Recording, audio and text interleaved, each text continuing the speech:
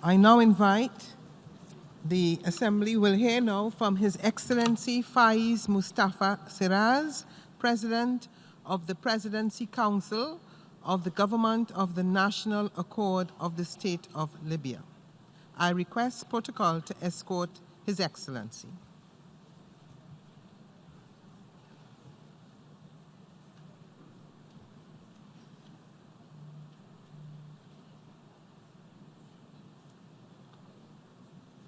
On behalf of the General Assembly, I have the honor to welcome to the United Nations His Excellency Faiez Mustafa Serraj, President of the Presidency Council of the Government of the National Accord of the State of Libya, and invite him to address the Assembly.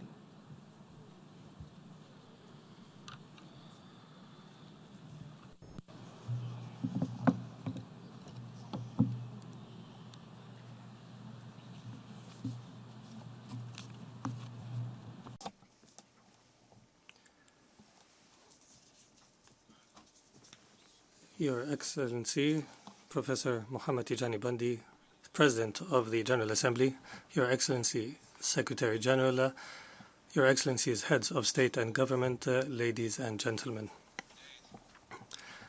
I would like to begin by seizing this opportunity to congratulate you, Mr. President, for assuming presidency of the United Nations General Assembly in its 74th session. I wish you all the success in leading the deliberations of the Assembly. I also thank Madam Maria Fernanda Espinosa for her exceptional efforts during her presidency of the previous Assembly session. I would also like to thank His Excellency, Mr. António Guterres, for his continuous efforts to achieve the purposes of the United Nations of maintaining international peace and security and supporting and enhancing development and promoting human rights.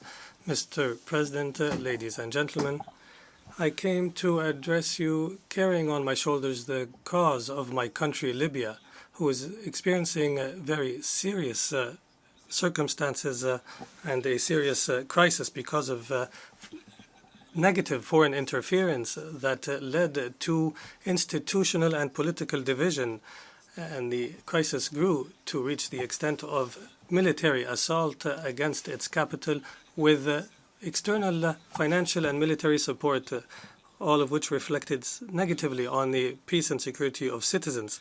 And it is no exaggeration to say that the stability and civilian nature of Libya is a critical matter not only for Libya's stability but the region and the world. The assault against the capital last April 4th, led by the criminal Khalifa Haftar, and what he called the noble struggle on the same day of the Secretary-General's visit to Tripoli. This took place at a time when the country was preparing excitedly and hopefully to hold a national inclusive conference to find political solutions to our crisis. And days before the conference, Haftar demolished the aspirations of Libyans and the efforts of the international community in his coup attempt that was not his first, because he has previously announced in February 2014 on TV screens the suspension of parliament, government, and the constitutional declaration. However, his coup has failed. And here he is today, repeating once again his desperate attempts to militarize the country and to block our path towards a modern civilian state, ridiculing the revolution of the Libyan people and their sacrifices that were offered to rid the country of dictatorship. Mr. President, ladies and gentlemen, what encouraged this war criminal to carry out this aggression is the support he received from certain states for years in flagrant violations of Security Council resolutions on the arms ban. This led him to be deluded and believe he can enter the capital in 2 days, but his delusions were destroyed and the world has come to know his reality and to know that he is a bloody criminal seeking power. And because of our repeated victories of our brave forces, we found some retreat in the positions of some supporting states after his intentions were revealed and his lies, and he was known to be a failure. However, at the same time, it is unfortunate that other countries continue to interfere in our affairs and support the aggression, as has happened lately by the United Arab Emirates, who has allowed for its territories to be a media forum for Haftar to issue his hate speech and incitement. In addition, javelin missiles, French javelin missiles, were found after the liberation of the city of Ghirian, the center of the aggressors' operations.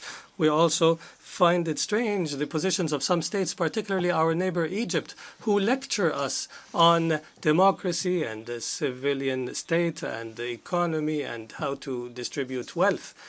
We denounce these efforts that support the war criminal and that support coup plotters in violation of Security Council resolutions.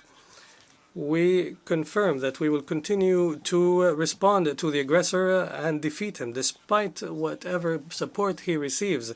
And we consider his supporters morally and legally responsible, and we will not allow anyone to cause bloodshed to Libyans. Our forces in the Volcano of Rage operation is achieving one victory after another in bravery.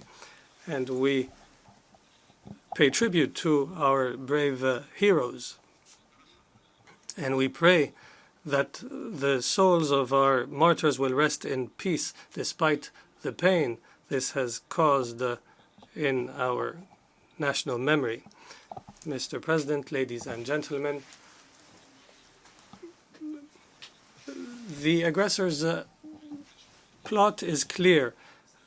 Human rights violations are widespread, including extrajudicial killings and forced displacement, as has happened with the parliamentarian Siham Sarqiouya and other national figures. The aggression has led to fatal losses and casualties amounting to 3,000 persons until now, and led to the displacement of hundreds of thousands. The aggressor forces have committed serious violations considered by international law crimes of war, as has taken place in Tripoli and in Morzuk.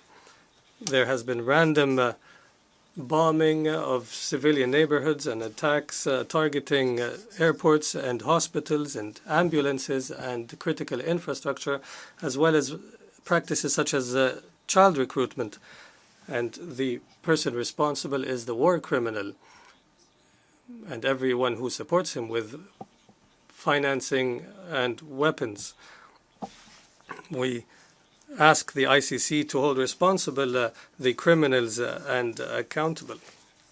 In this context, we ask the United Nations to quickly send a mission of fact-finding to investigate the violations, and we also ask the prosecutor of the ICC to begin its investigations. Mr. President, ladies and gentlemen, Haftar has tried to misguide public opinion by saying that he is fighting terrorism. It is a fake claim. The National Accord forces are the ones who have fought terrorism and have liberated Sirte from terrorism in the framework of the International Coalition to Combat Terrorism. And we continue to work together to root out terrorism wherever it is, and we will continue the battle until we uproot all of terrorism.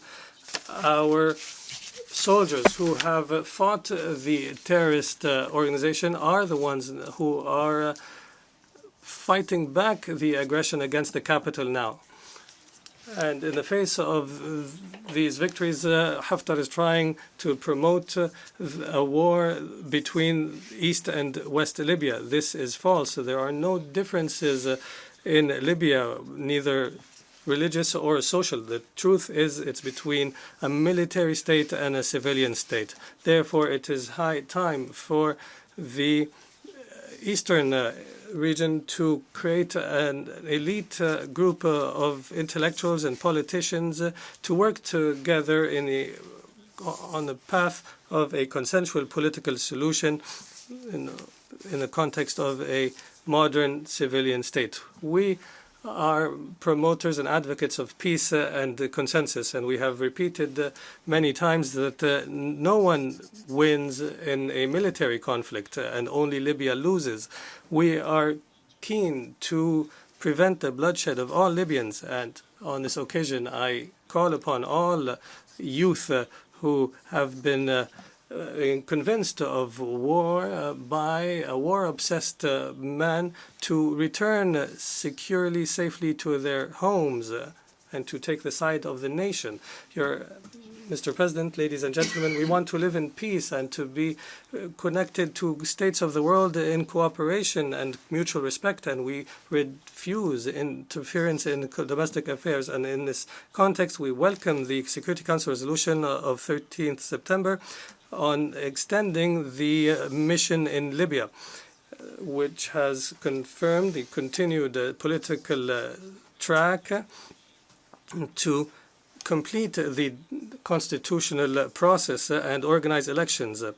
And we are strongly committed to dialogue and the political process within new mechanisms that take into consideration the results of the aggression after the 4th of April. And we repeat that we will not sit once again with the war criminal Haftar. He is not a partner for peace. I have proposed last June an initiative for a national conference attended by representatives of all Libyans who support a democratic civilian state leading to legislative and presidential elections. And on this basis, there's no room in dialogue for someone who wants to militarize the state. In this context, we have held a series of meetings for national consultations that included all segments of Libyan society, from elite intellectuals and cultural figures and women leaders and youth leaders and military leaders as well. The meetings will continue with all regions and will include civil society in order to build a comprehensive national vision to end the crisis. In this context, we welcome the position of the Parliament session held in Tripoli that rejected the aggression and that has taken the side of the people in favor of a modern civilian state. The statement from the Security Council was filled with positive aspects, and we particularly refer to consolidating the arrangements taken by the Government of National Accord on governance and security, including the support for economic reform that was adopted last September. In this context, we must mention that we have taken measures to implement decentralization by taking and transferring services to elected municipal councils.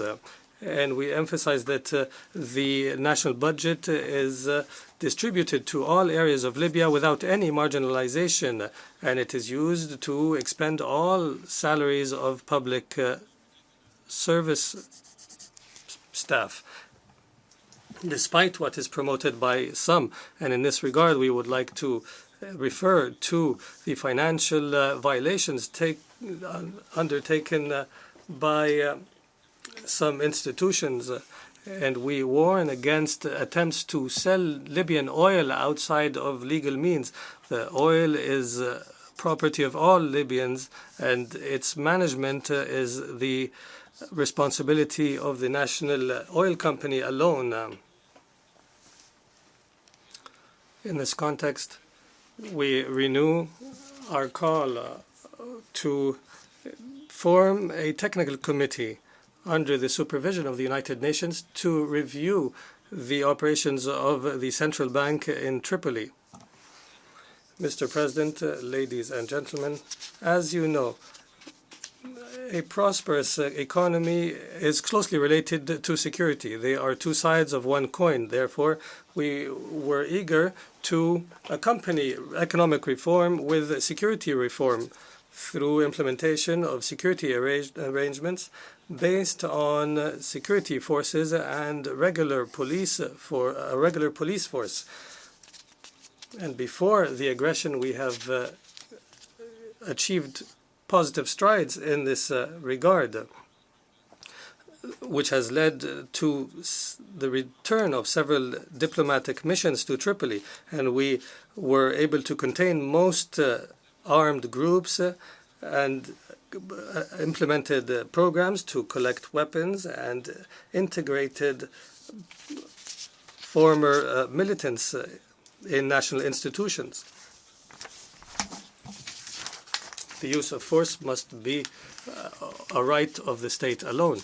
Mr. President, in the midst of this crisis, we face another critical challenge, which is irregular and illegal migration. Migrants come through Libya seeking Europe, and based on this flow of migrants, our economy and society as a whole has been affected. The aggression has exacerbated this situation. Migrants became easy prey for terrorist organizations.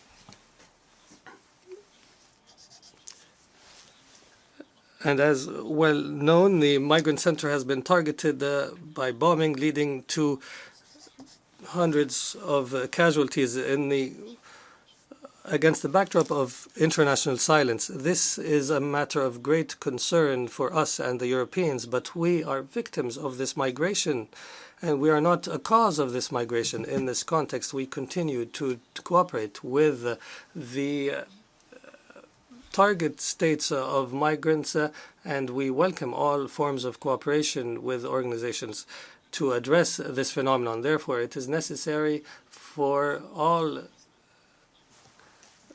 countries to cooperate together, whether countries of origin or transit. And we must focus on not only the security dimension, but to try to support development in origin states. My country, as a transit of migrants, critically needs political support in proportion to the challenge, so that we can build the necessary institutions to control borders, to limit this phenomenon and minimize its impact. In this regard, we call for support proportional to the issue.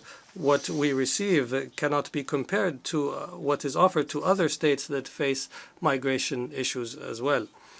In this regard, we highly appreciate the Coastal Guard's efforts, who have contributed and continue to contribute to rescuing the lives of thousands of migrants at sea, despite limited capacities. The solution, in our opinion, remains to support stability in the country. A stable Libya will be able to secure its borders and will be able to provide job opportunities to hundreds of thousands as per Libyan labor law. Ladies and gentlemen, human rights and the rule of law are critical matters that we attach great importance to.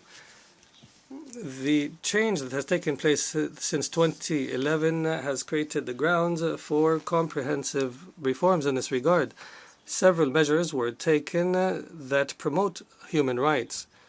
The Government of National Accord is also coordinating with the judiciary the means to create the environment necessary for a critical role by the judiciary based on combating impunity and empowering law enforcement to carry out their job as necessary. In this regard, we look forward to cooperating with specialized UN agencies and receiving their technical support in this field. Mr. President, ladies and gentlemen, despite the difficult circumstances, we follow everything that takes place around us and we contribute as much as we can to support every positive measure that will serve the interests of people and the cause of peace. In this framework, we express our concern with regards to the proliferation of weapons of mass destruction.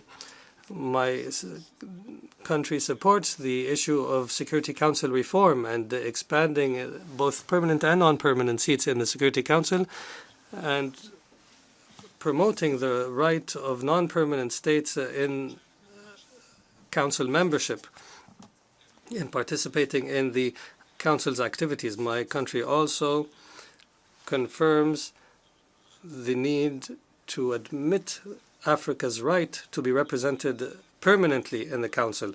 Ladies and gentlemen, peace in the Middle East is extremely important. We suffer many challenges. However, we have not spared an effort to support the cause of the Palestinian people and the right to establish their independent state with East Jerusalem as its capital, as per the Arab Peace Initiative. My country also supports all efforts that aim to find a political solution, a peaceful solution in Syria and Yemen in order to avoid destruction and division, and that in order to fulfill the aspirations of both peoples to live in dignity, democracy, and under the rule of law. In conclusion, I seize the opportunity to call upon all states from this podium, call upon all states who are concerned by the stability in Libya to cooperate with the Government of National Accord and to cooperate with UN initiatives and to respect international law and to assist our people to move forward on the path of peace and security. It is time for our country to achieve stability and to enjoy security and to begin construction. And it is enough the blood that has been shed and the time that has been wasted. May God help us all. Peace be upon you. On behalf of the General Assembly, I wish to thank the President of the Presidency Council of the Government of the National Accord of the State of Libya for the statement just made. May I request representatives to remain seated while we greet the head of state.